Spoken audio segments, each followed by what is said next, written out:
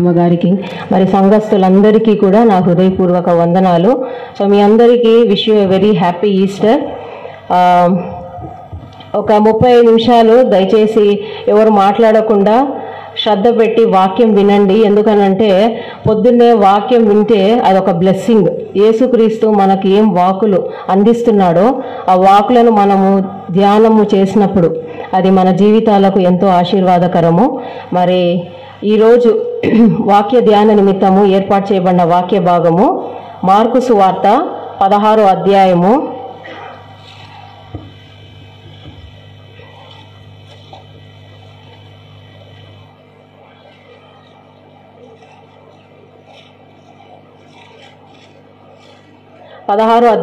6 నుండి 7 వచనములు. అందుకతడు, కలవరపడకుడి, సిలువ వేయబడిన నజరేయుడగు యేసును మీరు వెదుకుచున్నారు. ఆయన లేచి ఉన్నాడు, ఇక్కడ లేడు. వారు ఆయనను ఉంచిన స్థలము చూడుడి. మీరు వెళ్ళి ఆయన మీకంటే ముందుగా గలిలయలోనికి వెళ్ళుచున్నాడనియు ఆయన మీతో చెప్పినట్టు అక్కడ మీరు ఆయనను చూతురనియు ఆయన శిష్యులతోనూ పేతురుతోనూ చెప్పుడనెను.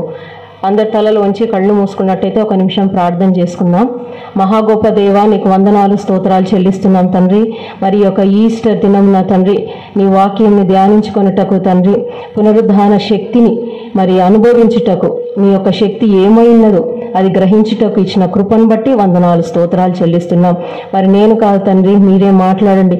మీ స్వరంను వినిపింప చేయమని, మా నోటి మాటలు, మా హృదయ ధ్యానము మీ దృష్టికి అంగీకారముగా చేయమని యేసుక్రీస్తు అతి శ్రేష్టమైన నామమున బ్రతిమలాడి అడిగి వేడుకుంటున్నాం తండ్రి, ఆమేన్. మరి మీ అందరికీ తెలుసు, పునరుద్ధానము అని అంటే యేసుక్రీస్తు మరి సిలువలో ఆయన అప్పగింపబడి మరణించి మరి మృత్యుంజయుడై మరి 3వ దినమున ఆయన లేచి ఉన్నాడు. మరి ఈ పునరుద్ధానము మరి దాదాపు యేసుక్రీస్తు చనిపోయి లేచిన 2000 సంవత్సరాల నుండి నేటి వరకు కూడా మనం ప్రతి సంవత్సరం అది జరుపుకుంటూ ఉన్నాం. ఈ యొక్క పునరుద్ధాన శక్తి, ఈ యొక్క పునరుద్ధాన సందేశము కేవలం ఈస్టర్ కొరకు మాత్రమే కాదు, కానీ మరి మన జీవితాలలో మరి ఎంతవరకు అని అంటే యేసుక్రీస్తు తిరిగి ఆయన మహిమలో వచ్చిన వరకు మనము ఆ యొక్క శక్తిని అనుదినము అనుభవించాలి. అది అప్పుడే అది నిజమైన ఈస్టర్. అది మరి ఇక్కడ మార్కు సువార్త 16వ అధ్యాయము 6 నుండి 7 వచనాల్లో యేసుక్రీస్తు మరి వాళ్ళు ఇంకా పొద్దుగుంకక మునిపే స్త్రీలు వచ్చారు. మొట్టమొదటిగా మరి వాళ్ళు ఖాళీ సమాధిని చూశారు, ఆ రాయి దొర్లింపబడ్డం చూశారు, కలవరపడ్డారు. అయితే దేవుని యొక్క దూత వారికి ఒక శుభవర్తమానం ఇచ్చింది. ఏంటి అని అంటే కలవరపడకుడి అని. మరి బైబిల్లో కొత్త నిబంధనలు చూస్తే మరి లేఖనములు నెరవేరినట్లు ఈ పునరుద్ధానం గురించి దాదాపు 104 సార్లు ప్రస్తావనకు వచ్చింది. సో మనము పునరుద్ధాన శక్తి అని అంటే అది మనం చాలాసార్లు దాని యొక్క శక్తిని మనం ఆశ్రయించకపోవచ్చు, దాని యొక్క శక్తిని గ్రహించకపోవచ్చు, కానీ దాదాపు 100 సార్లకు పైన ఈ యొక్క పునరుద్ధానం గురించి అనేక సార్లు మరి కొత్త నిబంధనలో ప్రస్తావించబడినారు. మరి ఈ మధ్యనే ఒక ఇన్ఫర్మేషన్, ఒక న్యూస్ చదివాను. ఏంటి అని అంటే అక్టోబర్ 16, 2016లో మరి నేషనల్ జియోగ్రఫిక్ ఛానల్లో వాళ్ళు యేసుక్రీస్తు సమాధి వేయబడి మరి ఆయన తిరిగి లేస్తాడేమో అని చెప్పేసి రోమా సైనికులు, రోమా ప్రభుత్వము ఆయన యొక్క సమాధిని సీల్ చేసేసింది. ఆ పెద్ద రాయి తీసుకొని, యాక్చువల్గా దాని బరువు దాదాపు 2 టన్నులంట. మరి 8 నుండి 10 మంది ఆ యొక్క రాయిని, బరువైన రాయిని ఆయన సమాధికి అడ్డుగా అది పెట్టారు. మరి ఆ రాయిని వారు కనుక్కొని మరి వాళ్ళు ఏం చేశారు అని అంటే ఆ సమాధి రాయిని తిరిగి దానిని నీట్గా చేసి దాన్ని రినోవేట్ చేశారు అనంట. సో ఏంటి అని అంటే యేసుక్రీస్తు చనిపోవడము, యేసుక్రీస్తు మృత్యుంజయుడు అవ్వడము, మరి యేసుక్రీస్తు ఇంకా మన కొరకు విజ్ఞాపన చేయడము అని అనేది 100% అది వాస్తవము. క్రైస్తవులైన మనము దానిని నమ్ముచున్నాం. అయితే యేసుక్రీస్తు పునరుద్ధానుడైనాడు అని అనేది చాలా మంది ఇంకా నమ్మట్లేదు. అంటే యేసుక్రీస్తును దూషించేవాళ్ళు, యేసుక్రీస్తు అంటే నచ్చని వాళ్ళు, యేసుక్రీస్తు అని అంటే ఒక రకమైన అసహ్యం ఉన్న వాళ్ళు మరి ఈ యొక్క సిద్ధాంతాలను, ఈ యొక్క సత్యమును వాళ్ళు తెలుసుకొనకుండా మరి ఈ లోక అధికారి వారి కన్నులకు గుడ్డితనం కలుగజేసింది. మరి కొన్ని విషయాలు నేను చెప్తాను. మరి యేసుక్రీస్తు సమాధి నుండి లేయలేదు అని చెప్పడానికి మరి ప్రజలు కోట్లాది మంది ఏమి నమ్ముచున్నారు అని అంటే కొన్ని సిద్ధాంతాలు నమ్ముచున్నారు. అవి మీరు తెలుసుకుంటే మంచిది. సో మొదటి సిద్ధాంతం వచ్చేసి చోరీ సిద్ధాంతం, థెఫ్ట్ థియరీ అని అంటారు. అంటే బైబిల్లో కూడా ఈ 4 సువార్తల్లో యేసుక్రీస్తు చనిపోయి తిరిగి లేచిన తరువాత మరి ఆయన తిరిగి లేచాడు, మరి ఆయన మృత్యుంజయుడు అయినప్పుడు ఆ రాయి దొర్లింపబడినప్పుడు ఆ యొక్క రోమా సైనికులు వాళ్ళు చాలా కలవరపడ్డారు. సో వాళ్ళు వెళ్ళి ప్రధాన యాజకులకు చెప్పినప్పుడు వాళ్ళేమో వాక్యం ఏమనుందంటే చాలా ద్రవ్యం ఇచ్చి మరి యేసుక్రీస్తు యొక్క శిష్యులు మరి ఆయన యొక్క దేహంని ఎత్తుకొని పోయినారు అని చెప్పండి అని అన్నారు. మరి ఈ బైబిల్లో ఉంది. సో ఈ సత్యాన్ని ఎక్కువ మంది నమ్ముతున్నారు. ఏంటి అని అంటే మరి యేసుక్రీస్తు చనిపోయినాడు, ఆయన లేయలేదు, మరి యేసుక్రీస్తు యొక్క శరీరాన్ని వాళ్ళు దొంగిలించారు, థెఫ్ట్ థియరీ అని అంటారు. మరి నిజంగా ఒకవేళ యేసుక్రీస్తు చనిపోలేదు, యేసుక్రీస్తు యొక్క శరీరమును మరి వాళ్ళు శిష్యులు దాన్ని ఎత్తుకెళ్లారు అని చెప్పాలి అని అంటే మరి ఈ విషయం కొరకు, ఈ అబద్ధం కొరకు మరి యేసుక్రీస్తుకున్న 11 మంది శిష్యులు 11 మంది హతసాక్షులు అవ్వాల్సిన అవసరం లేదు. ఈ కాలము మరి సత్యానికి నిలబడమే చాలా కష్టం. అటువంటిది ఒక అబద్ధానికి 11 మంది హతసాక్షులు ఉండాల్సిన అవసరం లేదు. సో ఇది మొదటిది థెఫ్ట్ థియరీ, అంటే చోరీ సిద్ధాంతం. రెండవది వచ్చేసి మరి తప్పుడు సమాధి.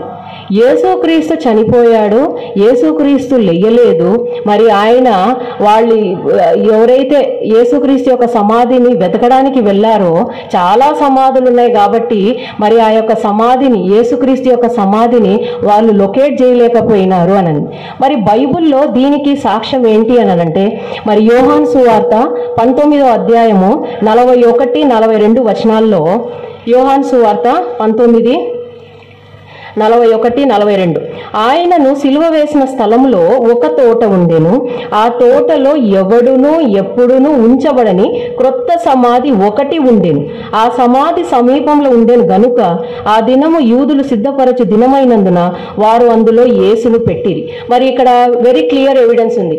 యేసుక్రీస్తును సమాధి తోటలో పెట్టలేదు, కానీ ఒక తోటలో ఒకే ఒక సమాధి ఉంది.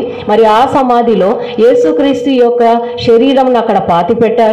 యేసుక్రీస్తు మరణాన్ని జయించాడు, తిరిగి లేచాడు అని చెప్పడానికి మరి బైబిల్లో నాకు తెలిసి ఇంతకన్నా గొప్ప సాక్ష్యము లేదు. మరి మూడవది వచ్చేసి యేసుక్రీస్తు చనిపోలేదు అని చెప్పడానికి ఏం చెప్పేవాళ్ళనంటే చాలా మంది యేసుక్రీస్తు చనిపోయాడు తిరిగి లేచాడని మరి చాలా మంది భ్రమపడుతున్నారు అని అన్నారు. సో దీనిని హాల్యూసినేషన్ థియరీ అని అంటారు. హాల్యూసినేషన్ అని అంటే జరగలేకున్నా జరిగినట్లు వాళ్ళు ఊహించడం. ఎందుకనంటే యేసుక్రీస్తు ఈ లోకంలో 33.5 సంవత్సరాలు ఉన్నప్పుడు ఆయన యొక్క టీచింగ్స్, ఆయన బోధలు విని సో యేసుక్రీస్తు ఆయన అన్నాడు కదా, నేను చనిపోతాను, అప్పగింపబడతాను, మరి శ్రమలు నొందుతాను, మరణించిన తర్వాత తిరిగి 3వ దినంన లేస్తాను అని చెప్పాడు. కాబట్టి మేబీ ఈ శిష్యులు, ఈ ప్రజలందరూ, ఆయనను వెంబడించిన వాళ్ళందరూ భ్రమలో ఉన్నారని చెప్పి కూడా మరి చాలా మంది నమ్ముతారు. అయితే దీనిని కొట్టివేయడానికి కూడా బైబిల్లో ఒక గొప్ప సాక్ష్యం ఉంది. ఏంటి అని అంటే 1 కొరింథీ 15వ అధ్యాయము 4వ వచనం, లేఖనముల ప్రకారము 3వ దినమున లేపబడెను, ఆయన కేఫాకును తరువాత 12 కనబడెను. అటు పిమ్మట 500కు ఎక్కువైన సహోదరులకు ఒక్క సమయం నందే కనబడెను. వీరిలో అనేకులు ఇప్పటి వరకు నిలిచి ఉన్నారు, కొందరు నిద్రించారు. సో బ్రహ్మ అంటే ఒకరో ఇద్దరో భ్రమ పడితే, లేకపోతే యేసుక్రీస్తు యొక్క శిష్యులు 11 మంది ఒకవేళ భ్రమ పడితే అది ఓకే అని అనుకోవచ్చు. కానీ యేసుక్రీస్తు లేచి ఉన్నాడని బ్రహ్మ అని చెప్పడానికి విరుద్ధంగా ఏముంది అని అంటే యేసుక్రీస్తు ఒకేసారి తన శిష్యుల శిష్యులకు కనపడ్డాడు, 500 మంది పైన వాళ్లకు కనపడ్డాడు. అంటే దాదాపు మోర్ దాన్ 500 పీపుల్. సో ఒకరికో ఇద్దరికో లేదంటే 10 మందికో 20 మందికి భ్రమ ఉండొచ్చు, కానీ ఒకటేసారి 500 మందికి ఒకే దాని గురించి భ్రమ ఉండడం అనేది అది చాలా విడ్డూరంగా ఉంది. సో దీనిని హాల్యూసినేషన్ థియరీ అని అంటారు. ఆ తర్వాత 4వది వచ్చేసి ఇది చాలా విడ్డూరంగా ఉంటుంది, చాలా తమాషా కూడా ఉంటుంది, అట్ ద సేమ్ టైం చాలా బాధాకరంగా ఉంటుంది. 4వ థియరీ వచ్చేసి స్వూన్ థియరీ. అంటే ఏంటి? యేసుక్రీస్తు సిలువలో చనిపోయాడు. ఆయన సిలువలో చనిపోయాడు కానీ మరి చనిపోలేదు. సిలువలో ఆయన మూర్చిల్లిపోయినాడు. ఎందుకనంటే నేను దాహం కొంటా అన్నాడు, విపరీతమైన నీరసం వచ్చేసింది. మరి ఆయన దాహము అని అన్నప్పుడు ఆయనకు చేదు చిరక ఇచ్చారు, అది కూడా ఆయన పుచ్చుకోలేదు. అందువల్ల విపరీతమైన దాహము, డీహైడ్రేషన్ వలన ఆయన మూర్చిల్లిపోయినాడు. మరి ఆయన చనిపోలేదు, ఆయన తిరిగి లేలేదు అని చెప్పి ఉంది. మరి మనం అనుకుంటాము ఎందుకు ఇవన్నీ ఉన్నాయి అని అంటే, మరి నేను చదువుతున్నప్పుడు నాకు ఆశ్చర్యకరమైనది ఏమి అనిపించింది అని అంటే, ఈ యొక్క అబద్ధములను నమ్మేవాళ్ళు దాదాపు ప్రపంచంలో 15 కోట్ల మంది మరి ఉన్నారు. వీరందరూ యేసుక్రీస్తు మరణించాడు, తిరిగి లేచాడు అన్న వాస్తవము నేటి వరకు నమ్మకుండా మరి వారు నశించిపోతున్నారు. యేసుక్రీస్తు యొక్క పునరుద్ధాన శక్తిని కూడా మరి తెలుసుకోకుండా మరి వాళ్ళందరూ నశించిపోతున్నారు. సో మనము క్రైస్తవులుగా ఇక్కడ కూర్చొని మరి సంవత్సరము మరి పునరుద్ధానం గురించి మనం ధ్యానం చేస్తున్నప్పుడు ఇలాంటి వారి కోసము యేసుక్రీస్తు యొక్క ఆ యొక్క పునరుద్ధాన శక్తిని అనుభవించని వాళ్ళు, యేసుక్రీస్తు యొక్క పునరుద్ధానం గురించి తెలియని వాళ్ళు, ఈ అబద్ధములను నమ్మే వాళ్ళ కోసము మనం ఖచ్చితంగా అనుదినము మన యొక్క ప్రార్థనలో జ్ఞాపకం చేసుకున్నాడు. సో ఇది యేసుక్రీస్తు మరి చనిపోయాడు, తిరిగి లేచాడు. మనమందరము ప్రపంచమందంతటా పునరుద్ధానం జరుగుతుంటే మరి కొంతమంది మాత్రము దీన్ని మరి ఇంకా వాళ్ళు నమ్మట్లేదు, ఇంకా వాళ్ళు గ్రహించట్లేదు. సో ఇక్కడ మార్కు సువార్త 16వ అధ్యాయం 6 నుండి 7 వచనాల్లో మరి ఆ దూత మరి ఏం చెప్తాడు అని అంటే, ఆ రాయి దొర్లింపబడి మరి ఆ రాయి మీద కూర్చున్నప్పుడు మరి స్త్రీలు వచ్చి ఆ ఖాళీ సమాధిని చూసి వాళ్ళు కలవరపడ్డారు. ఏంటి, what is the message of Easter? Easter రోజు మరి ఈస్టర్ కొరకు దేవుడు మనకు ఏం చెప్తున్నాడు, పునరుద్ధానుడైన యేసుక్రీస్తు మనకి ఏంటి సందేశం ఇస్తున్నాడు అని అంటే, మరి 16వ అధ్యాయంలో 6వ వచనంలో ఉంటుంది, అందుకు అతడు కలవరపడకుడి. So what is the message of Easter? మరి మొదటి సందేశం ఏంటి అని అంటే కలవరపడద్ది. మరి ఇంగ్లీష్లో ఏమనుందంటే డు నాట్ బీ ట్రబుల్డ్. మరి ఈ వాక్యం చదువుతున్నప్పుడు నేను ఆలోచిస్తున్నాను, మరి ఎందుకు ఈ స్త్రీలు కలవరపడ్డారు, ఎందుకు తర్వాత వచ్చిన శిష్యులు కలవరపడ్డారు, ఎందుకు ఆ తర్వాత ఈయన లేచి ఉన్నాడు, సమాధి రాయి దొర్లింపబడింది అని తెలుసుకున్న ఇతరులు కలవరపడ్డారు అని అంటే ఏంటి వారి కలవరంలకు కారణం అంటే, మరి యేసుక్రీస్తు ఈ లోకంలో దాదాపు 33.5 సంవత్సరాలు ఉన్నప్పుడు మరి ఆయనతో నడిచారు, ఆయన వెంబడి వెళ్ళారు, మరి ఆయన చేసిన సూచక్రియలన్నీ వాళ్ళు చూశారు, యేసుక్రీస్తు చెప్పిన మాటలన్నీ వాళ్ళు విన్నారు. ఏంటి, నేను మరణిస్తాను, తిరిగి లేస్తాను అని చెప్పారు. కానీ మరి యేసుక్రీస్తు ఇన్ని మాటలు చెప్పాడు, ఈ మాటలు చెప్పే మా బంధువులను, స్నేహితులను సమస్తము వదిలి ఆయనను వెంబడించాం. మరి అటువంటి యేసుక్రీస్తే చనిపోయి ఉన్నాడే, ఆయన మృతి చెంది ఉన్నాడే, మనిషే లేడు ఇక్కడ, ఏంటి నెక్స్ట్ అని చెప్పేసి వాళ్ళకు ఒక రకమైన కలవరం ఉంది. మరి బైబిల్లో మనం ఏ యేసునైతే మనము వెంబడిస్తామో, ఏ పునరుద్ధారణైన యేసును మనం ఆరాధిస్తామో, ఆ యేసు మనలాంటి వాళ్ళు, ఆయన బిడ్డలైన మనము కలవరపడినప్పుడు ఆయన కూడా కలవరపడతాడు. ఏంటి దానికి రుజువు అని అంటే చూడండి, యెషయా 63వ అధ్యాయము 9వ వచనం. యెషయా 63:9. వారి యావత్ బాధలో ఆయన బాధ నొందెను, ఆయన సన్నిధి దూత వారిని రక్షించెను. మరి మన దేవుడు శాడిస్ట్ కాదు. మనకెందుకులే, వాళ్ళు బాధపడుతున్నారు, నేను పరిశుద్ధుడను, నాకేం అవసరము అని చెప్పుకొనే లేదు అని అంటే మనల్ని వదిలేసే దేవుడు కాదు. మన యొక్క కలవరములో కూడా ఆయన కూడా కలత చెందు దేవుడు. మన బాధలో కూడా ఆయన మన కొరకు మనతో బాధపడే దేవుడు. మరి యోహాను సువార్తలో కూడా ఒక చక్కని మాట ఉంది. యోహాను సువార్త 13వ అధ్యాయము 21వ వచనంలో, యేసు ఈ మాటలు పలికిన తరువాత ఆత్మలో కలవరపడి ఆత్మలో కలవరపడ్డాడు. సో యేసుక్రీస్తు మన యొక్క కలవరం, తను కూడా తన యొక్క కలవరముగా మనతో ఆయన బాధపడ్డాడు, కలవరపడ్డాడు. మరి ఈ ఈస్టర్ రోజు ఏంటి సందేశము అని అంటే ద మెసేజ్ ఆఫ్ పీస్, సమాధానము. కలవరపడవద్దు, నీకు సమాధానం అనుగ్రహిస్తానని మరి యేసు మనకి ఈరోజు చెప్తూ ఉన్నాడు. సరే, కలవరపడ్డారు. యేసు ఆయన చనిపోతానన్నాడు, తిరిగి లేస్తానన్నాడు, మనిషే లేడు, సమాధి ఖాళీగా ఉంది, రాయి దొరిలింపబడిందని బాధపడ్డారు.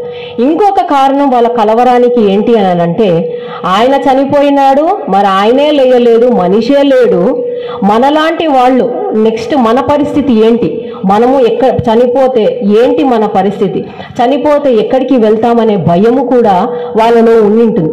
మరి చరిత్రలో చూస్తే, లేదంటే ప్రపంచ సత్యం ఏంటి అని అంటే, ప్రతి మనిషికి ఎల్లప్పుడూ వెంటాడే భయం ఏంటి అని అంటే మరణ భయం. వారు ఎంత గొప్పవారైనా, వారు ఎంత ఉన్నవాళ్ళైనా లేని వాళ్ళైనా, మరణ భయము ప్రతి ఒక్క మనిషిని చనిపోయేంత వరకు అది మనల్ని వెంటాడుతూ ఉంటుంది. మరి హెబ్రీలకు రాసిన పత్రిక 2వ అధ్యాయము 14వ వచనంలో ఒక చక్కని మాట ఉంటుంది చూడండి. హెబ్రీ 2:14. కాబట్టి ఆ పిల్లలు రక్తమాంసములు గలవారైనందున ఆ ప్రకారమే మరణము యొక్క బలము గలవానిని, అనగా అపవాదిని మరణము ద్వారా నశింపజేయుటకు జీవిత కాలమంతయు మరణ భయము చేత దాస్యమునకు లోబడిన వారిని విడిపించుటకును ఆయన కూడా రక్తమాంసములో పాలివాడయను. సో ఈ మరణ భయము ఎల్లప్పుడూ వెంటాడుతుంది. అయితే మరి యేసుక్రీస్తు తన దూత ద్వారా చెప్పిన మాట, సందేశము ఏంటి అని అంటే, it was a message of peace. కలవరపడద్ది, సమాధాన సందేశము. యేసుక్రీస్తు మరి చనిపోయిన తర్వాత కూడా తన దూత ద్వారా మరి ఆయన బయలుపరిచినాడు. మరి రెండవది వచ్చేసి చూడండి, మరి రెండవ సందేశం వచ్చేసి ద మెసేజ్ ఆఫ్ పవర్. ఇక్కడ మార్కు సువార్త 16వ అధ్యాయం 6వ వచనంలో కలవరపడకుడి అనుంది. సిలువ వేయబడిన నజరేయుడకు యేసును మీరు వెదకుచున్నారు, ఆయన లేచి ఉన్నాడు. ఈ మరణపు ముళ్ళును ఆయన విరిచి ఉన్నాడు. అందుకే 1 కొరింథీ 15వ అధ్యాయము చివరి వచనాలు ఏమని ఉంటుందంటే, ఓ మరణమా నీ విజయం ఎక్కడా, ఓ మరణమా నీ ముళ్ళు ఎక్కడా అని చెప్పేసి మరి యేసుక్రీస్తు మరణము యొక్క ముళ్ళును, మరణం యొక్క శక్తిని, మరి మరణం యొక్క ఆనవాళ్ళే లేకుండా మరణానికే ఒక సవాలు మరి యేసుక్రీస్తు మరి ఆయన వదిలాడు. మరి వెరీ రీసెంట్గా ఒక దైవజనుడు, శ్రీకాకుళంలో ఒక అతను ఉన్నాడు, ఒక దైవజనుడు పిఎస్ స్వామి అనని, మరి ఆయన ఒక సంఘటన చెప్తూ ఉన్నాడు. మరి అక్కడంట, మరి శ్రీకాకుళం మీకు తెలుసు, మనలాగా ఇంత నాగరికత కూడా ఉండదు. అది దాదాపు ఒరిస్సా బార్డర్ అనమాట. అంటే చెప్పాలంటే వాళ్ళకి రోజు ఒక పూట ఆహారం కూడా దొరకడము చాలా కష్టం. మరి అటువంటి స్థలంలో ఒక 3.5 అడుగులు ఉన్న ఒక మరుగుజ్జు ఒక స్త్రీ మరి ఆయన యేసుక్రీస్తు గురించి చెప్తూ ఉన్నప్పుడు మరి ఆమె వినిందంట, మరి యేసుక్రీస్తును సొంత రక్షకునిగా అంగీకరించింది. మరి ఆమెకు భర్త లేరు, పిల్లలు లేరు, బంధువులు ఎవరు లేరు, ఎక్కడి నుండో వలస వచ్చి ఆమె ఏం చేసేది అని అంటే, మరి కుమ్మరి వాళ్ళ దగ్గర మరి కుండలు తీసుకొని, మరి అడవి ప్రాంతాల్లో లేదు అని అంటే మరి కొండల దగ్గర ఎవరైతే ప్రజలు ఉన్నారో వాళ్ళందరి దగ్గరికి వెళ్ళి ఈమె ఆ కుండల్ని అమ్మేసి ఆమె తన జీవనాధారం సాగించేది. అయితే ఒకరోజు మరి దైవజనుడు వెళ్తున్నప్పుడు ఆమె కనపడినప్పుడు ఏంటమ్మా బాగున్నావా అని చెప్పి అన్నప్పుడు, అయ్యా నేను మీకు చాలా సంవత్సరాల నుండి ఒక విషయం చెప్పాలనుకుంటున్నాను, నాకు ఒక 2 నిమిషాలు ఇస్తే నేను చెప్తాను అని చెప్పి చెప్పిందంట.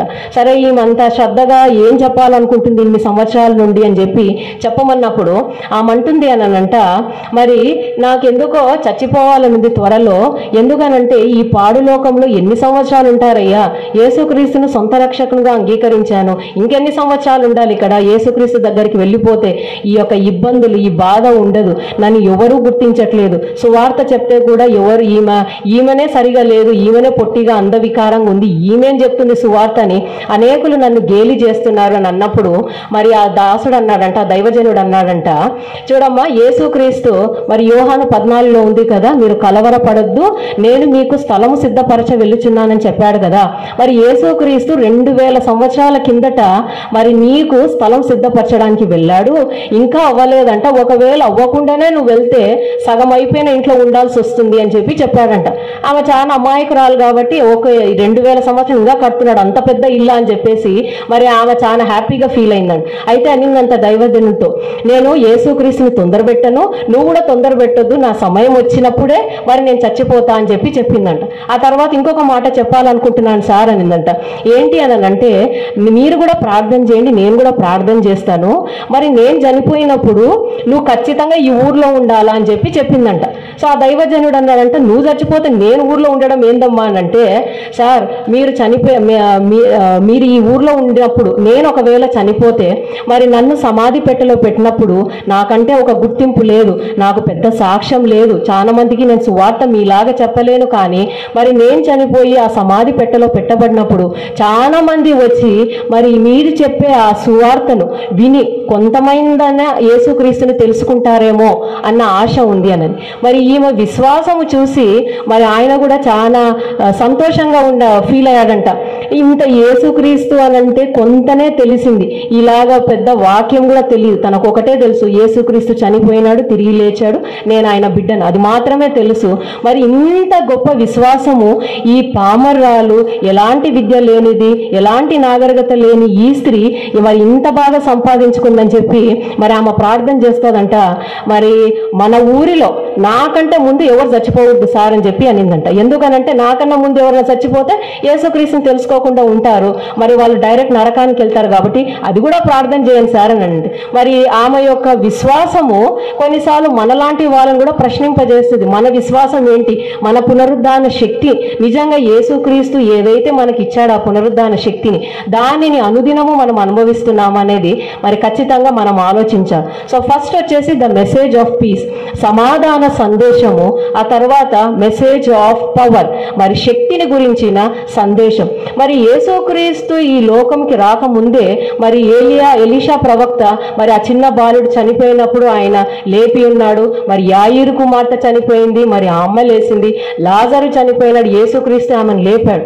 కానీ వీళ్ళు మరణించి లేచిన తర్వాత తిరిగి మరణించారు, కానీ యేసుక్రీస్తు మాత్రము చనిపోయి తిరిగి లేచాడు. అంటే పునరుద్ధానికి ప్రథమ ఫలము యేసుక్రీస్తు. ఆయన చనిపోయాడు, తిరిగి లేచాడు, ఇంకా ఎన్నటికీ చనిపోడు, నిరంతరము మన కొరకు ఉన్నాడు. నిరంతరము మన కొరకు ఉన్నాడు అని అంటే దానికి రుజువు ఏంటి అని అంటే, హెబ్రీలకు రాసిన పత్రిక 7వ అధ్యాయము 25వ వచనంలో చక్కని మాట ఉంటుంది చూడండి.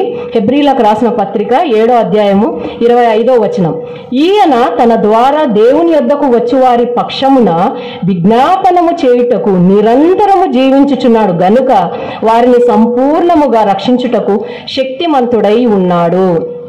మరి యేసుక్రీస్తు చనిపోయాడు, మృత్యుంజయుడయ్యాడు, మరి నేడు ఎక్కడ ఉన్నాడంటే తండ్రి కుడిపార్శ్వమున కూర్చొని మనందరూ విశ్వాసులైన వారందరి కొరకు ఆయన విజ్ఞాపన చేయించినాడు. ఎలా విజ్ఞాపన చేయించినాడు? ఆయన వర్క్ టైమింగ్స్ లేవు, ఆఫీస్లో 9 to 5, 9 to 6, 9 to 9 లేదు. ఆయన నిరంతరము మన కొరకు తండ్రి దగ్గర ఉండి ఆయన విజ్ఞాపన చేయించినాడు. సో ఇటువంటి శక్తి యేసుక్రీస్తు మరణాన్ని జయించాడు కాబట్టి మరి ఆయన దాసులమైన మనము, ఆయన స్నేహితులైన మనము, సహవిశ్వాసులముగా మనమందరము ఆయన యొక్క పునరుద్ధాన శక్తిని కూడా అనుదినము అనుభవించాలి. యేసుక్రీస్తు చనిపోయాడు, తిరిగి లేచాడు, నిరీక్షణ లేని వాళ్ళగా మనల్ని ఈ లోకంలో ఉంచలేదు, కానీ ఆయన నిరంతరం మన కొరకు విజ్ఞాపన చేయించాడు. ఎందుకు విజ్ఞాపన చేయించున్నాడు అంటే మన యొక్క విశ్వాసంను కాపాడుకొనుటకు. మరి ఆయన తిరిగి వచ్చినప్పుడు మనమందరము ఆయనను కలుసుకొనడానికి మరి యేసుక్రీస్తు ఆ యొక్క పునరుద్ధాన శక్తిని మనందరికీ ఇచ్చారు. So it's a message of power. మరి మూడవది వచ్చేసి మరి యేసుక్రీస్తు ఈ లోకంలోకి వచ్చి ఆయన సిలువలో మరి ఆయన చనిపోయినప్పుడు మీకు తెలుసు మరి ఆయన ప్రతి మాట 7 మాటలు ఆయన మాట్లాడినప్పుడు ప్రతి మాటలో ఒక సందేశం ఉంది.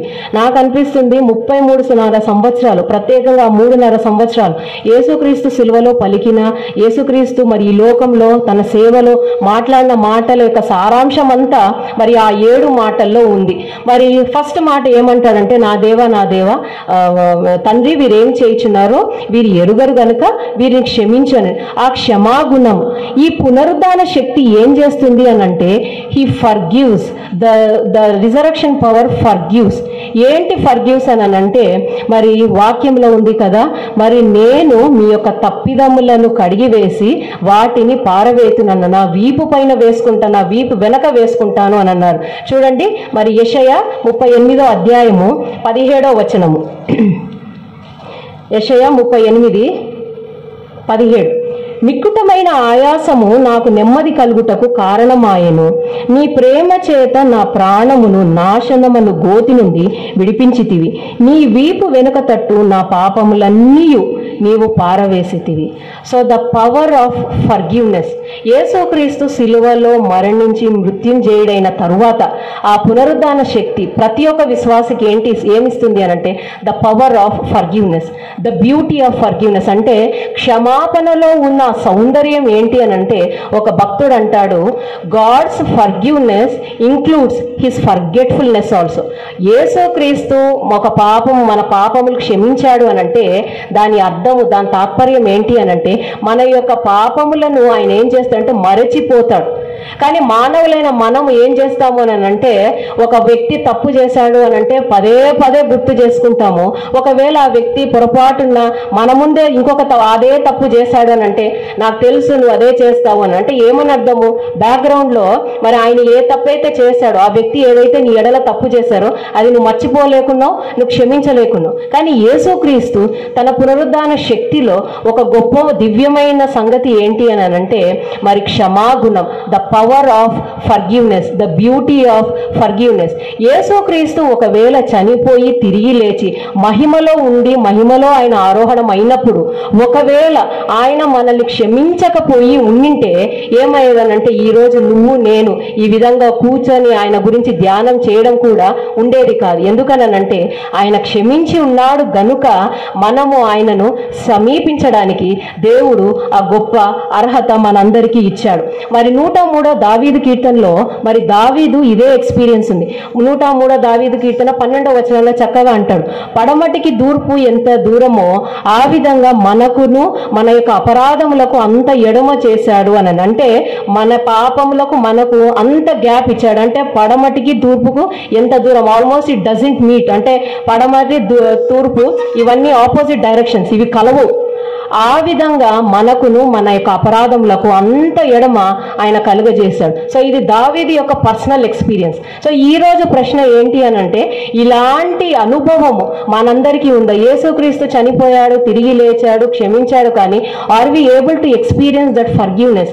ఎందుకు ఇది చాలా ఇంపార్టెంట్, ఒక క్రైస్తవుడికి చాలా ముఖ్యం అని అంటే చాలాసార్లు సాతాను ఏం చేస్తాడంటే మాటి మాటికి దోషారోపణ చేస్తూ ఉంటాడు. దినమెల్ల దోషారోపణ చేస్తూ ఉంటాడు. ఎవరి దగ్గర?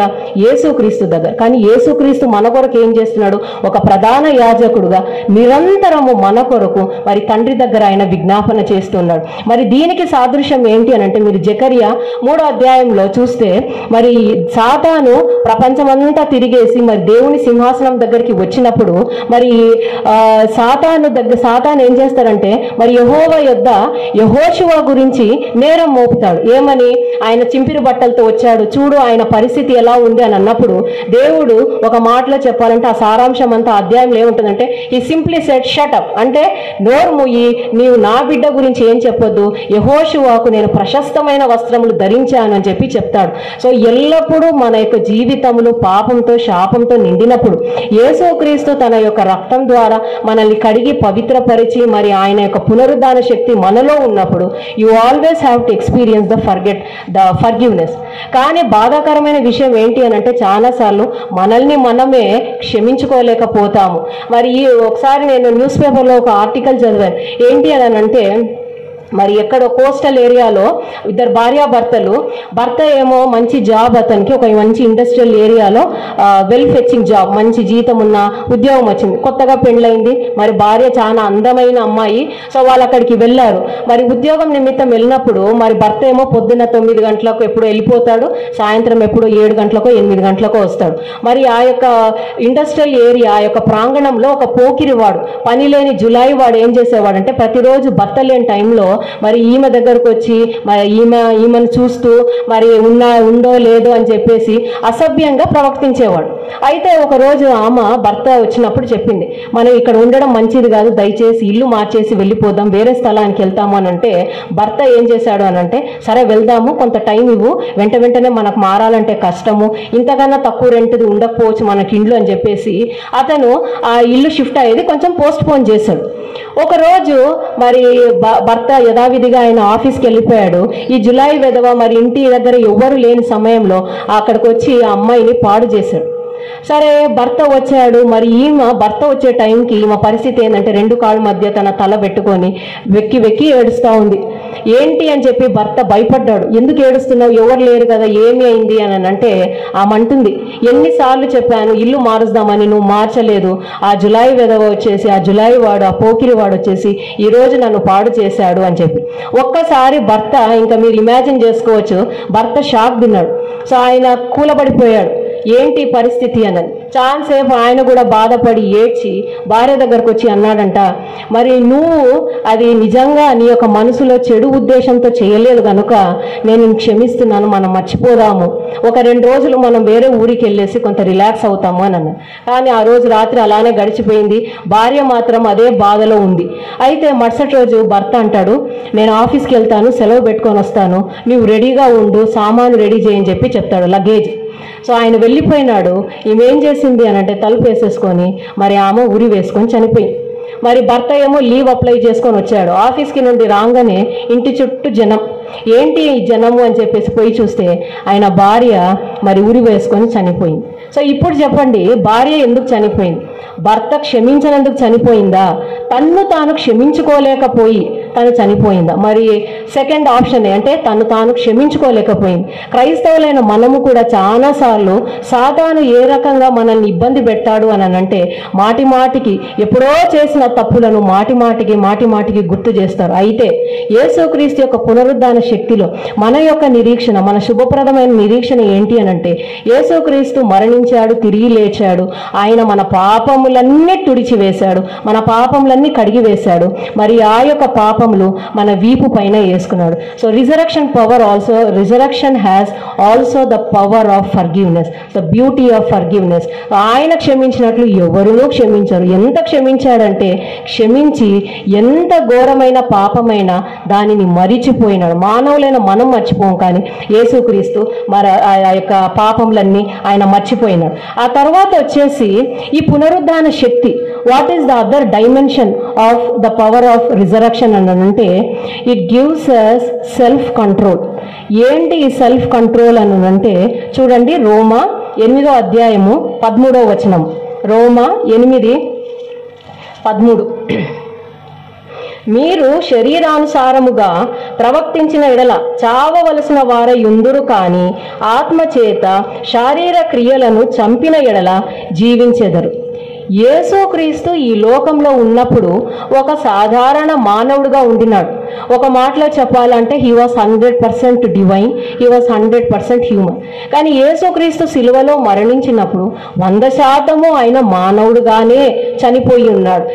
ఎలా తెలుసు అనంటే ఆయన దాహం గొనడము, మరి ఆయన తల్లి గురించిన బాధ్యత తన ప్రియ శిష్యుడికి ఇవ్వడము, ఇవన్నీ చూస్తే ఆయన మానవుడు లాగానే మరి సిలువలో మరి ఎలాంటి అధికారం ఎంత ఉండినను వాటన్నిటిని విడిచిపెట్టి సిలువలో ఒక సాధారణ మానవుడిగా మరి మన కొరకు ఆయన చనిపోయినాడు. సో ఏంటి పునరుద్ధాన శక్తి, ఏ రకంగా ఈ శరీరేచ్ఛలను మరి అణుచుకోవడానికి శక్తి ఇస్తుందంటే యేసుక్రీస్తు ఈ లోకం నుండి మరి ఆరోహణమై మరి ఆయన పునరుద్ధానుడై ఆరోహణమై వెళ్తున్నప్పుడు మనలో పెట్టిన పునరుద్ధాన శక్తి ఏం చేస్తుందనంటే శరీర క్రియలన్నిటినీ నాశనం చేసేటట్టు, లేదు అనంటే శరీర క్రియలను ఎదిరించే ఆ యొక్క శక్తి ఈ పునరుద్ధాన శక్తి ఇస్తుంది.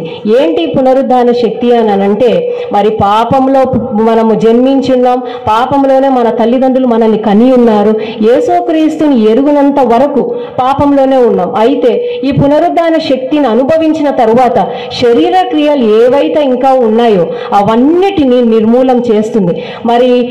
మరి దేవుడు ఈ సృష్టిని చేసినప్పుడు చాలా సౌందర్యంగా చేశాడు, మానవునికి సమస్తము అప్పచెప్పాడు. అయితే మరి ఆదాము చేసిన మొదటి తప్పు వలన ఎల్లప్పుడూ నేటి వరకు కూడా మరి ఆత్మీయ వాటికి మరి శరీరమైన వాటికి ఎల్లప్పుడూ ఒక కాన్ఫ్లిక్ట్ అనేది ఉంటుంది, ఎల్లప్పుడూ ఒక జగడం అనేది ఉంటుంది. కానీ యేసుక్రీస్తు యొక్క పునరుద్ధాన శక్తిని మనం అనుభవించినప్పుడు you also get that self control. అంటే స్వయంగా మనం నియంత్రించుకుంటాం. అంటే మరి కంట్రోల్ చేసుకోవడానికి, శరీర క్రియలన్నిటిని కంట్రోల్ చేసుకోవడానికి ఆ పునరుద్ధాన శక్తి మనకు సహాయం చేస్తాడు. మరి 1 తిమోతి 1:7 ఉంటుంది కదా, మరి పిరికితనము గల ఆత్మని ఇవ్వలేదు కానీ ఇంద్రియ నిగ్రహములు కలిగిన ఆత్మను మనకిచ్చాడు. So you will have the spirit of self control.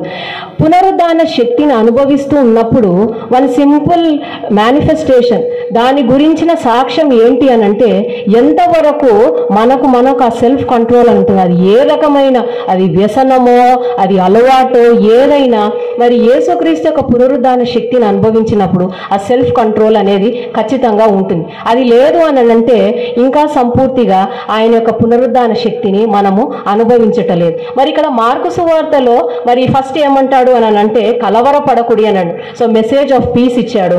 సిలువ వేయబడిన నజరేయుడగు యేసును మీరు వెదకుచున్నారు, ఆయన లేచి ఉన్నాడు. అంటే ఆయన ఈ సమాధిలో లేడు, లేచి ఉన్నాడు, మృత్యుంజయుడైనాడు అని చెప్పి ఉంది. ఆ తర్వాత మరి 3వదిగా వారు ఆయనను ఉంచిన స్థలమును చూడుడి. మరి మార్కు సువార్త 16:7 మీరు వెళ్ళి ఆయన కంటే ముందుగా గలిలయలోనికి వెళ్ళుచున్నాడనియు ఆయన మీతో చెప్పినట్టు అక్కడ మీరు ఆయనను చూతురని ఆయన శిష్యులతోనూ పేతురుతోనూ చెప్పుడని. ఇక్కడ ఇంకొక శ్రేష్టమైన వాక్యం ఏంటి అనంటే ఆయన మీకంటే ముందుగా గలిలయలోనికి వెళ్ళుచున్నాడు. మరి ఇందాక చూసినట్టు హెబ్రీ 7:25 మరి ఆయన వెళ్ళి ఉన్నాడు, తండ్రి కుడిపార్శ్వంలో కూర్చొని నిరంతరం ఒక యాజకుడుగా మనందరి కొరకు ఆయన విజ్ఞాపన చేయుచున్నాడు. మరి ఆయన విజ్ఞాపన చేయనప్పుడు what is the end result? ఆయన ప్రార్థన చేస్తున్నాడు, మన గురించి విజ్ఞాపన చేయించున్నాడు. అలా చేసినప్పుడు మన జీవితాలలో, విశ్వాసులైన మన జీవితాల్లో what is the end result? What is the result of this resurrection power అని అంటే చూడండి, 2 కొరింథీ 3వ అధ్యాయము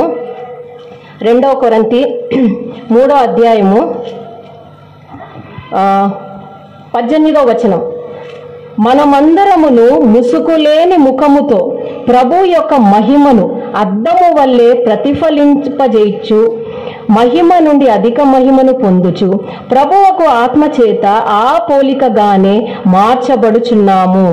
సో యు ఆర్ బికమింగ్ ముసుగులేని ఆ ముఖముతో ఆయనను మనము చూస్తామని అంటే తెర ఏది లేకుండా క్రీస్తు వలె ఉంటారు. మరి ప్రకటనలో కూడా ఒక చక్కని మాట ఉంది, ఏంటి అని అంటే you will be transformed like him, ఆయన వలె ఉంటారు అని.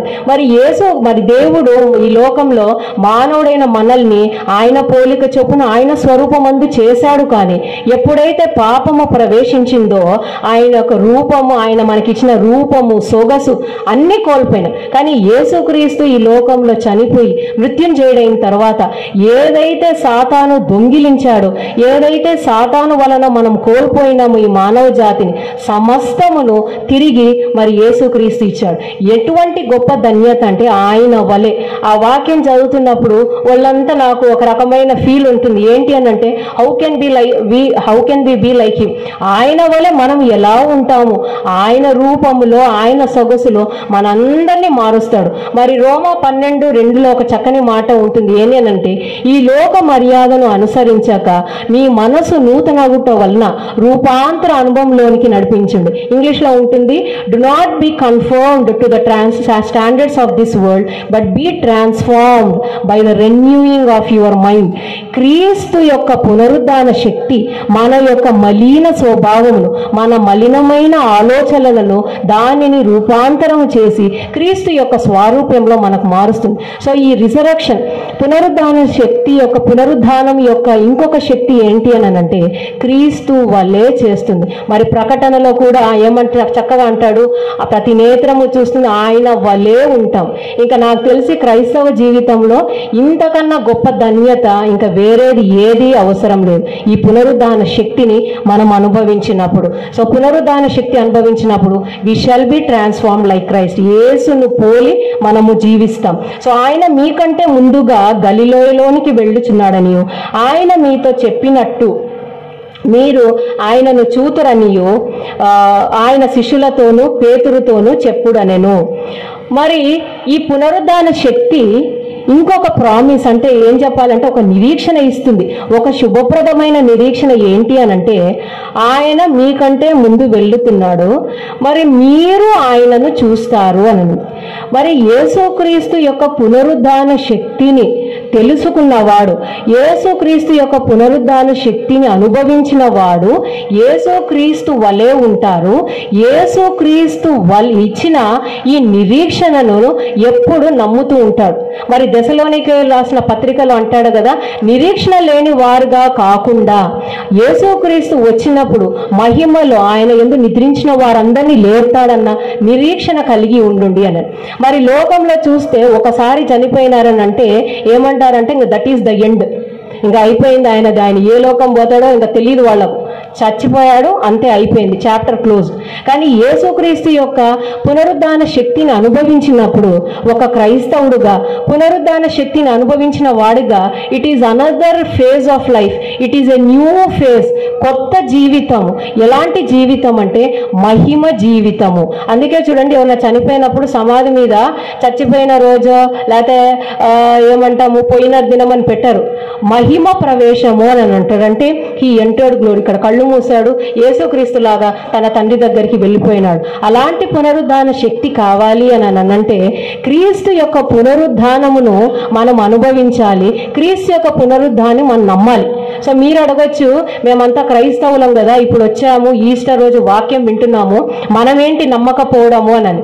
నమ్మడము అనేది it is not in the head, అదేదో తలలో ఓకే యేసుక్రీస్తు చనిపోయాడు, సిలువలో 7 మాటలు పలికాడు, మనల్ని క్షమించాడు, మరణించాడు, మృత్యుంజయుడయ్యాడు, తండ్రి దగ్గర ఉన్నాడని కాదు. కానీ అది మన హృదయములో 100% మనము నమ్మినప్పుడే ఆ యొక్క పునరుద్ధాన శక్తి మనలో ఉంటుంది.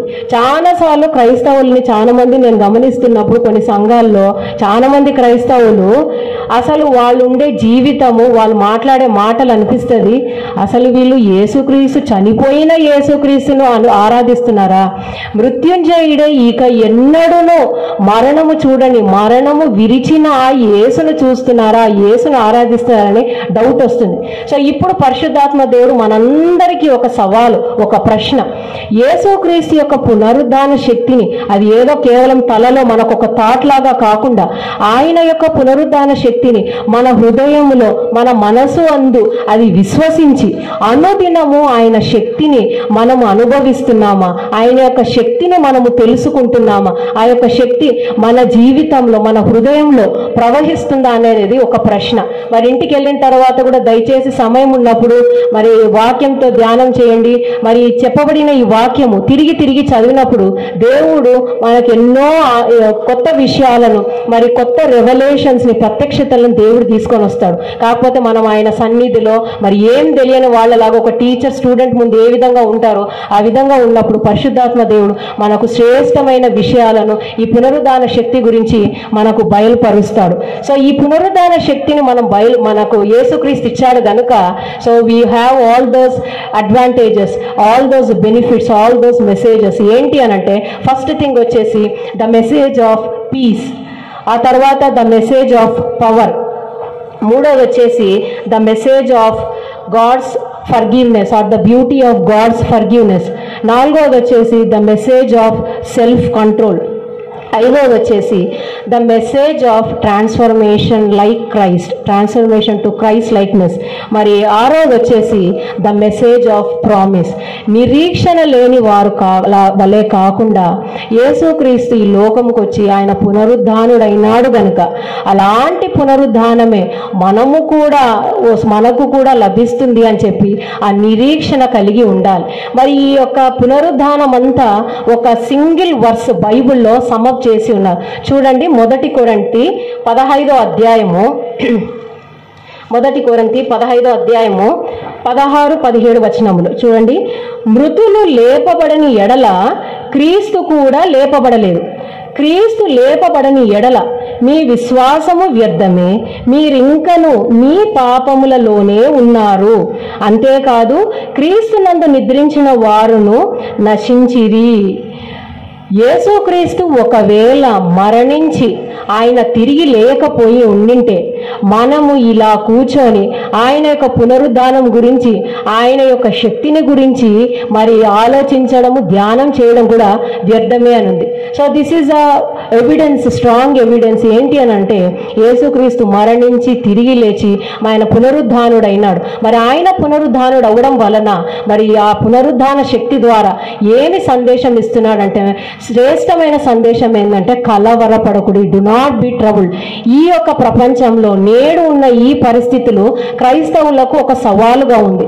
చాలాసార్లు కొంతమంది ప్రార్థన ఏం చేస్తారంటే, శ్రమలు రాకుండా చెయ్యి, మరి వాళ్ళు ఇది చేయకుండా చెయ్యి, వాళ్ళు మమ్మల్ని ఇబ్బంది పెట్టకుండా చెయ్యి అని అంటారు. కానీ పేతురులో ఒక చక్కని మాట ఉంది. ఏంటి అని అంటే, ఆయన రాకడను త్వరపెట్టు గుంపుగా ఉండాలి. యేసుక్రీస్తు వచ్చినప్పుడు వాక్యంలో 2000 సంవత్సరాల కిందట శ్రమలు వస్తాయని చెప్పి ఘంటాపదంగా చెప్పినప్పుడు, శ్రమలొద్దు, ఇంకా ఇదే పోని, ఇదే జరగనివ్వు అని అంటే యేసుక్రీస్తు రాకడను ఇంకా ఆలస్యం చేస్తున్నాడు. ఆ ఆలస్యం చేసేది మీరు, నేను. కానీ మనము ప్రార్థన చేయాల్సింది ఏంటి అని అంటే, యేసుక్రీస్తులో ఉన్నప్పుడు, యేసుక్రీస్తు యొక్క పునరుద్ధాన శక్తిని మనం అనుభవించినప్పుడు యేసుక్రీస్తు వలె మనము చనిపోయినను తిరిగి లేస్తాము అనే ఒక గొప్ప శుభప్రదమైన నిరీక్షణ ఉన్నది కనుక మనము శ్రమలకు కానీ మరి ఎలాంటి ఇబ్బందులున్నా భయపడాల్సిన అవసరం లేదు. మరి వాక్యంలో ఉన్నట్టు, మరి 2 కొరింథీ 3వ అధ్యాయంలో ఉన్నట్టు విశ్వాసం నుండి అధిక విశ్వాసంలోనికి వెళ్ళాలి, మహిమ నుండి అధిక మహిమలోనికి వెళ్ళాలి. ఇలా వెళ్ళాలంటే క్రీస్తు యొక్క స్వరూపంలో ఆయన యొక్క పునరుద్ధాన శక్తి ద్వారా మనమందరము ఆ విధంగా మరి మార్చబడతా ఉంటాము.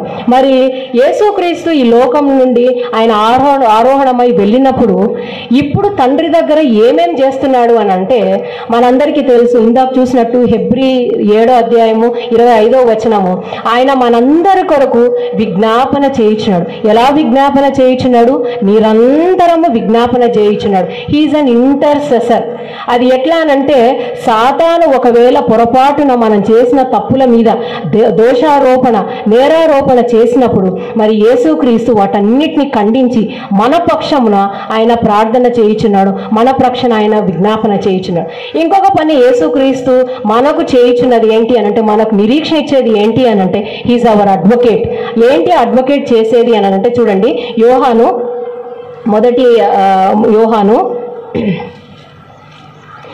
మొదటి యోహానులో ఒక మాట ఉంటుంది.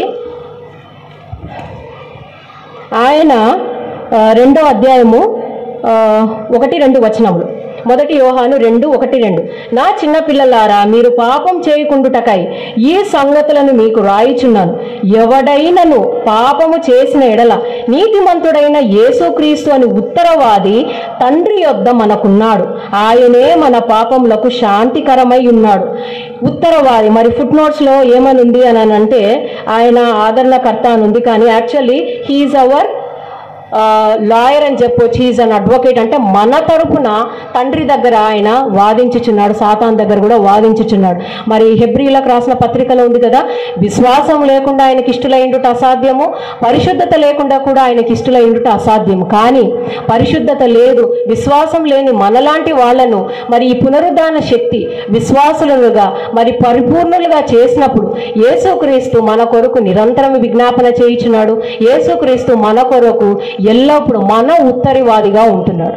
ఇంకా ఏం చేస్తున్నాడంటే ఒక సంతోషకరమైన సంగతి ఏంటి అని అంటే యేసుక్రీస్తు మనందరి కొరకు ఇళ్లను సిద్ధం చేయడానికి వెళ్ళాడు. యోహాను సువార్త 14వ అధ్యాయంలో ఉంది కదా, నేను స్థలము సిద్ధపరచ వెళ్ళుచున్నాడు. ఎందుకు సిద్ధపరచ వెళ్ళుచున్నాడు అని అంటే నేను వెళ్ళు స్థలంలోకి మీరునూ వచ్చులాగున ఆయన వెళ్ళి ఉన్నాడు, మన కొరకు ఆయన వేచి ఉన్నాడు. మరి యేసుక్రీస్తు ఈ లోకంలో మనల్ని పెట్టినప్పుడు ఏంటి మనకిచ్చిన బాధ్యత అంటే ఆయన పునరుద్ధాన శక్తిని అనేకులకు మనము చాటి చెప్పుటకు, ఆయన పునరుద్ధాన శక్తి మన జీవితంలో అనుదినము అనుభవించుటకు. సో ఇప్పుడున్న ప్రపంచంలో ఇప్పుడున్న పరిస్థితిలో సువార్తను మనం అంత ఫ్రీగా మరి సువార్తను పంచుకోలేం.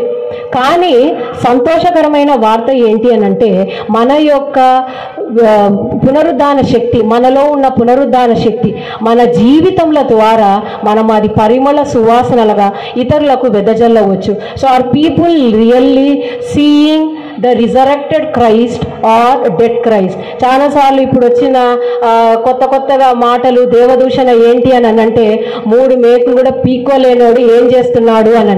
కానీ యేసుక్రీస్తు ఈ లోకంలోకి వచ్చి తండ్రి ఏ దానికైతే ఏ పని కోసమైతే ఆయన చనిపోయాడు, మరి మృత్యుంజయుడైనాడు, ఆ పునరుద్ధాన శక్తి ఏదైతే మనకి ఇచ్చాడు ఆ పునరుద్ధాన శక్తి మనము చనిపోయినను తిరిగి జీవింపజేయగలదు. సో అలాంటి పునరుద్ధాన శక్తి మనందరికీ మరి దేవుడు మరి అనుగ్రహించును గాక.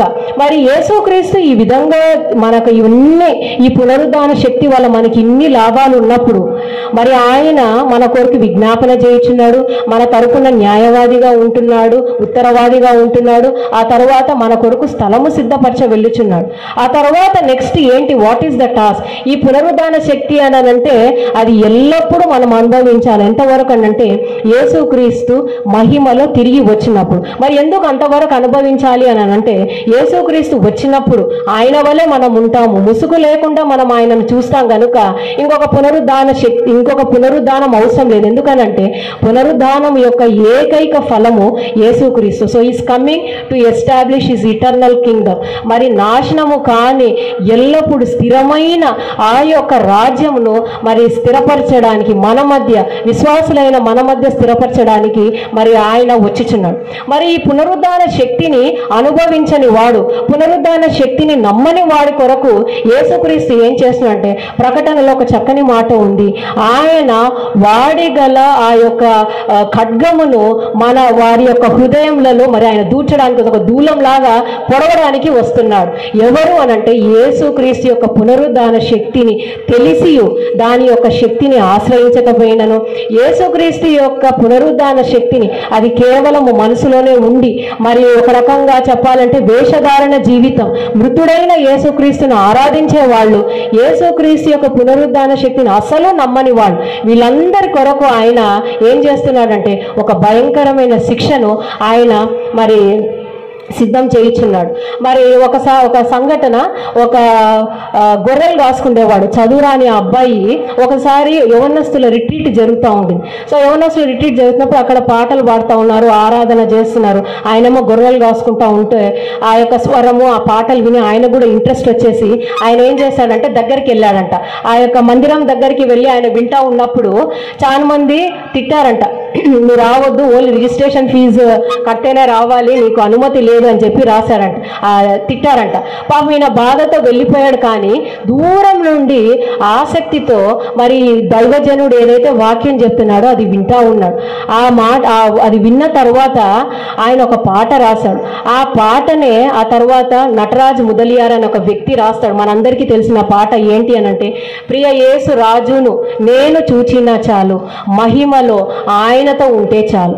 ఒక క్రైస్తవుడు ఆ యొక్క పునరుద్ధాన శక్తిని అనుభవించినప్పుడు అతని యొక్క నిరీక్షణ అదే ఉంటుంది. ప్రియ యేసు రాజును నేను చూచినా చాలు, మహిమలో నేను ఆయనతో ఉంటే చాలు. సో యేసుక్రీస్తు యొక్క పునరుద్ధాన శక్తిని అనుభవించిన వాడు మరణమునకు భయపడాడు, అపజయానికి భయపడాడు, మరి ఎలాంటి హింసకు కూడా భయపడు. ఎందుకనంటే చనిపోయినను యేసుక్రీస్తు యొక్క పునరుద్ధాన శక్తి వల్ల ఆయన వలె ఉంటాము, ఆయన వలె మనం మారుతాము, ఆత్మలు ఆయనతో పాటు ఉంటామన్న ఆ గొప్ప శుభప్రదమైన నిరీక్షణ ఈ యొక్క రిజరక్షన్, ఈ యొక్క పునరుద్ధాన శక్తి మనకు ఇస్తుంది. సో యేసుక్రీస్తు చనిపోయి తిరిగి లేచిన తరువాత మరి ముగించే ముందు ఒక మాట చెప్తాను. లూకాసు వార్త 24వ అధ్యాయం, ఇందాక చదవబడిన వాక్య భాగము. లూకాసు వార్త 24వ అధ్యాయము. సో నాకు అనిపిస్తుంది, మరి ఇది చెప్పాలనో చెప్పకూడదో తెలియదు, కానీ బైబిల్ మనం ఇంట్లో చదివితే ఇలా పబ్లిక్గా చదివినప్పుడు తెలిసిపోతుంది. ఇంట్లో బైబిల్ ఈ జీవ గ్రంథము తెరవకపోతే మనం ఇక్కడ సరిగా చదవలేం. ఎవరైనా సరే, అది నేనైనా సరే, వాక్యము ఎల్లప్పుడూ చదువుతున్నప్పుడే తప్పు లేకుండా చదువుతాం. సో ప్రతి మాట గుర్తుపెట్టుకోండి. ఈ బైబిల్, ఈ నల్ల పుస్తకము వైట్ డార్క్ లెటర్స్తో ఉంది, అంటే బ్లాక్ లెటర్స్తో ఉంది. ఇది ఊరికే మన చేతిలో ఉంటే శక్తి లేనిది. కానీ ఎప్పుడైతే ఈ శక్తిని ఆశ్రయిస్తామో, ఎప్పుడైతే ఈ శక్తి గురించి వాక్యం చదవటం వల్ల తెలుసుకుంటామో, ఇది ఏం చేస్తుందంటే this book can Sheikh the world. ప్రపంచాన్ని, ప్రపంచములను మార్చగల శక్తి ఈ నల్లటి బుక్కుకుంది. ప్రపంచాలను, మనుషులను మార్చండి. ఎందుకంటే వాక్యంలో ఉంది కదా, ఆయన వాక్యము రెండంచుల ఖడ్గము కలితే పదునైనది. ఎలాంటి దుర్భరమైన జీవితమునైనా, హృదయమునైనా మార్చగలే ఆ శక్తి ఈ వాక్యంలో ఉంది. సో పునరుద్ధాన శక్తి అనుభవించాలంటే first step, start reading your Bible. ప్రతిరోజు వాక్యం ధ్యానం చేయండి, ఆయనతో సమయం గడపండి, వాక్యంను చదవండి, వాక్యంను ధ్యానించండి. చదవడం వేరు, ధ్యానం చేయడం వేరు. బైబిల్ స్టడీ చేయాలి. మనకు ఎవరు చెప్పాల్సిన అవసరం లేదు. యేసుక్రీస్తు అనే ఆ యొక్క పుస్తకమును రాసిన వాడు మనతో ఉంటాడు కనుక మనం ఆయన దగ్గర కూర్చున్నప్పుడు ఆయన మనకు అన్ని బయలుపరుస్తాడు. సో అలా చేయాలి అని అంటే దయచేసి స్టార్ట్ రీడింగ్ యువర్ బైబిల్. మరి ఈ యేసుక్రీస్తు చనిపోయిన తర్వాత పునరుద్ధాన దినమందు ఏమి తెరవబడ్డాయి, వాట్ వర్ ఓపెన్.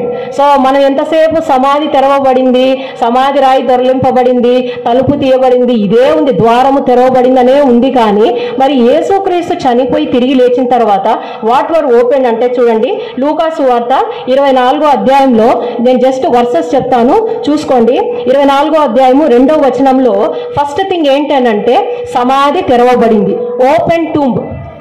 సమాధి తెరవబడింది. రెండోది వచ్చేసి ఆ రాయి దొర్లింపబడింది. సో ఓపెన్ డోర్, ఒక డోర్ లాగా పెట్టారు, దట్ వాజ్ ఓపెన్. 3వ వచనంలో, 24వ అధ్యాయం 3వ వచనం.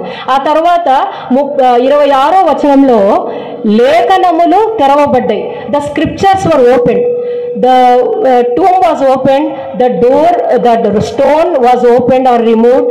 మూడోది వచ్చేసి లేఖనములు అంటే ద స్క్రిప్చర్స్ వర్ ఓపెన్. 26వ వచనం. 31వ వచనంలో నేత్రములు. మరి యేసుక్రీస్తు వాళ్ళతోనే ఉన్నాడు, ఎమ్మాయికి వెళ్ళే ఆ ఇద్దరు వాళ్ళతో పాటు ఉన్నాడు. కానీ అక్కడ ఏమనంటే వారికి గుడ్డితనం కలిగిందంటే వారు ఆయనను గుర్తుపట్టకుండా. కానీ ఎప్పుడైతే యేసుక్రీస్తును వారు తెలుసుకున్నారో, తెలుసుకునే లోపల ఆయన అదృశ్యం అయ్యాడు. కానీ అది తెలుసుకున్నాడంటే ఆ నేత్రములు తెరవబడినాయి గనక తెలుసుకున్నారు. So the ice were, the scriptures were open. ఆ తర్వాత వారి నేత్రములు, 31లో ఆయన నేత్రములు, 31వ వచనంలో వారి యొక్క నేత్రములు, ది ఐస్ వర్ ఓపెన్. 32వ వచనంలో హృదయము, ద హార్ట్ వాజ్ ఓపెన్. అందుకే అంటారు కదా, అరే యేసుక్రీస్తు ఇంతసేపు మనతో ఉన్నాడు, ఆయన మనతో ఉన్నప్పుడు మన హృదయము మనలో మండుచుండలేదా అని. వర్ అవర్ హార్ట్స్ నాట్ కిండిల్డ్ అంటే మన యొక్క హృదయము మనలో మండుచుండలేదని. కానీ యేసుక్రీస్తుని తెలుసుకున్న తర్వాత హృదయము మండుచూ ఉండింది. సో ద ఓపెన్ హార్ట్స్, హృదయములు తెరవబడి ఉన్నాయి. ఆ తర్వాత చూడండి 46వ వచనంలో వారి మనసు తెరిచి, దేర్ మైండ్స్ వర్ ఓపెన్. చాలాసార్లు క్రైస్తవ జీవితంలో ఎట్లుంటుందంటే మైండ్స్ ఓపెన్ ఉంటాయి, heart will not be open, అంటే రిసెప్టివ్ ఉండవు, ఇంకా ఏదో కఠినత్వం ఉంటుంది. కానీ యేసుక్రీస్తు యొక్క పునరుద్ధాన శక్తిని అనుభవించినప్పుడు మన నేత్రములు తెరవబడుతుంది, మన మనసు తెరవబడుతుంది, మన హృదయము కూడా వెలిగింపబడుతుంది, తెరవబడుతుంది. ఆ తర్వాత చూడండి 51వ వచనంలో, దట్ ఈస్ ద క్లైమాక్స్. యేసుక్రీస్తు అక్కడ గుంపుగుడి ఉన్న శిష్యులందరినీ చూచి వాళ్ళను ఆశీర్వదించి ఏమైంది, ఆకాశములు తెరవబడి మరి పరలోకమునకు ఆయన ఆరోహణమైనాడు. So the heavens were open. ఇన్ని ఓపెన్ అయిన యేసుక్రీస్తు చనిపోయి తిరిగి లేచిన రోజు. సో మన జీవితంలో ఇవన్నీ చెక్ చేసుకుంటే స్క్రిప్చర్స్ ఓపెన్ అయినాయా, our eyes have they been open, our hearts have they been open, ఆ తర్వాత have our minds been open, మన మనసులు, హృదయము, మన నేత్రములు ఇవన్నీ తెరవబడి ఉన్నాయా? లేదు అని అంటే ఈ యొక్క పునరుద్ధాన శక్తి కేవలం ఒక థియరీ లాగానే మన జీవితంలో ప్రాక్టికల్స్ లేకుండా, అంటే దాన్ని ప్రాక్టికల్గా మనము అనుభవించట లేకున్నామా అనేది క్రైస్తవులైన మనమందరము మరి అనుదినము మనము గమనించాలి. మరి ముగించే ముందు ఒక మాట చెప్తాను. మరి థియోడోర్ ఎప్ అనే ఒక గొప్ప దైవజనుడు బ్యాక్ టు ద బైబుల్ అనే ఒక సంస్థను ఆయన స్థాపించాడు. మరి నేను స్కూల్ డేస్లో ఉన్నప్పుడు కూడా ఖచ్చితంగా అది మంత్లీ ఆ మ్యాగజైన్ వచ్చినప్పుడు నేను ఖచ్చితంగా చదివేదాన్ని. ఎందుకంటే ఒక సింగిల్ సెంటెన్స్ ఒక జీవితాన్ని ప్రభావితం చేస్తాదేమో అని అనిపిస్తుంది. మరి యెషయాలో ఒక మాట ఉంటుంది కదా, ఒక్కసారి ఆయన నోటి నుండి వాక్యము వెలువడిన తరువాత దాని ఉద్దేశం నెరవేర్చకుండా అది తిరిగి రాదు అని. అది ఎప్పుడో వినింటాము, ఎప్పుడో చదివింటాము, ఎప్పుడో ఆలోచించుంటాము, కానీ నిజంగా మనం ఒక హృదయంలో అది స్వీకరించినప్పుడు ఆ వాక్యము మన జీవితంలో పదిలమవుతుంది. ఏమని అన్నాడు అని అంటే ఆ థియోడోర్ ఎప్ అని అతను, live as though Jesus died yesterday, rose today and is coming back tomorrow. Yesu మన క్రైస్తవులు ఎలా జీవించాలంటే యేసుక్రీస్తు నిన్న చనిపోయినట్టు, ఈ రోజు ఆయన తిరిగి లేచినట్లు, రేపు వస్తున్నట్టు. ఒకవేళ యేసుక్రీస్తు నిజంగానే రేపు వచ్చాడు అనుకోండి, ఏప్రిల్ 21, 2025 ఇక్కడ కూర్చున్న గుంపులో ఎంతమంది యేసుక్రీస్తు వచ్చినప్పుడు ఆయనతో పాటు వెళ్తాము అనే ఆ నిరీక్షణ ఉంది అని అనేది మనము ప్రశ్నించుకోవాలి. ఆ భయము ఉన్నప్పుడు వాక్యంలో చెప్పినట్లు దేవుడు ఏదైతే మనకు ఉచితంగా ఇచ్చాడో ఆ రక్షణను దాని భయముతోను వణుకోతోను కాపాడుకోనండి అని అంటాడు. ఇంగ్లీష్లో అంటాడు, work out your salvation with fear and trembling. ఆయన రక్షణ ఇచ్చాడు, పునరుద్ధాన శక్తి ఇచ్చాడు, సమస్తమును ఇచ్చాడు, దానిని అనుభవిస్తున్నామని. సో ఆయన నిన్న చనిపోయి ఈ రోజు లేచి తిరిగి రేపు వస్తున్నాడు అన్న ఆ భయముతో ఎల్లప్పుడూ ఆయన ఇచ్చిన ఆ పునరుద్ధాన శక్తిని ఆశ్రయించి మరి ఆయన వలె, ఆయనను పోలి మరి మరణించిన వాళ్ళ వలె కాకుండా యేసుక్రీస్తు వలె చనిపోయినను తిరిగి లేస్తామన్న గొప్ప నిరీక్షణ కలిగిన వాళ్ళమై క్రీస్తు కొరకు గొప్ప సాక్షులుగా, క్రీస్తు కొరకు గొప్ప విశ్వాసులుగా, సైనికులుగా మరి మారతారని, మరి అలాంటి కృప సంఘంలో ఉన్న మనందరికీ, ఇక్కడ కూడి వచ్చిన వాళ్ళందరికీ మరి యేసుక్రీస్తు మరి దానిని విస్తారముగా మరి ధారాళముగా ఆయన అనుగ్రహించేయునుగాక. మరి ఇంతవరకు వాక్యం విన్నారు. దయచేసి అందరు తలలు వంచండి, కళ్ళు మూయండి ఒక 2 నిమిషములు. యేసుక్రీస్తు సిలువలో మరణించాడు 2000 సంవత్సరాల కిందట, తిరిగి లేచాడు అది కూడా 2000 సంవత్సరాల కిందట.